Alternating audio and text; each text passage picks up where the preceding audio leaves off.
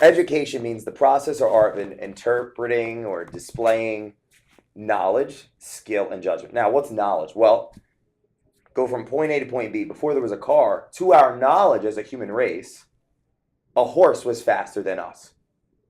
So, based on that knowledge, because we didn't have a car, we could get good at riding horses, skill.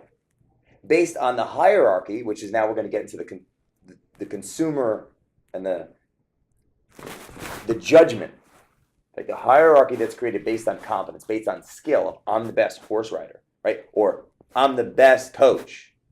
The judgment of the onlookers, of the society will say, you're not the best coach, or you are. You're not the best horse rider, or you are.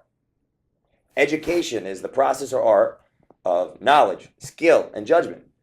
Education comes from within in Latin, is one of the interpretations. The judgment of everyone around seeing how good is this person based on what we know.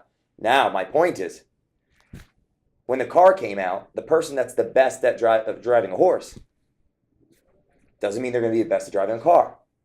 So our knowledge is always changing and evolving. Our skill is based on our knowledge always changing and evolving. And the judgment will change based on the skill, which is based on the knowledge. So my point is, again, or actually I didn't make the point yet, I don't think. So you made the comment earlier about why would I choose somebody that's been in the business for a long time or somebody that's new to the business? Because somebody new to the business has different knowledge, different skill set from somebody who's been. Okay, so that's a good point. That's one way interpreting that.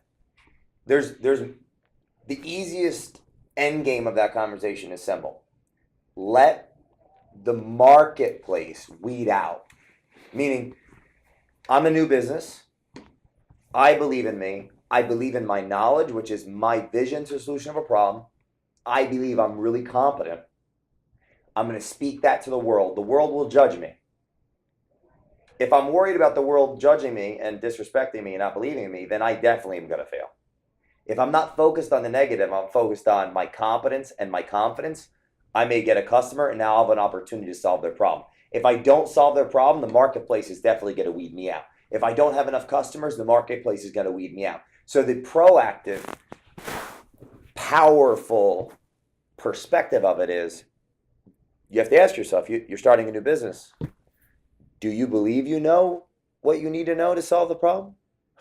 Are you investing the time to be good enough to solve the problem? Because if you believe enough and you do invest the time to solve the problem, you're competent, you won't even be worried about the judgment.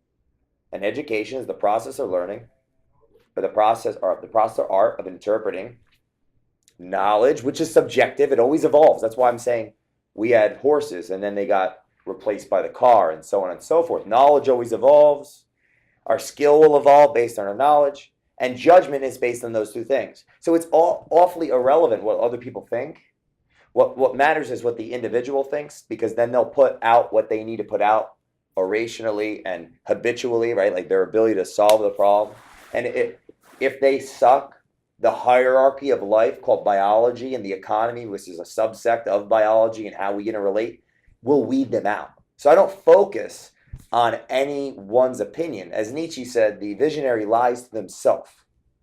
The liar lies to everyone else. So what's the answer? Well, you got to know your shit.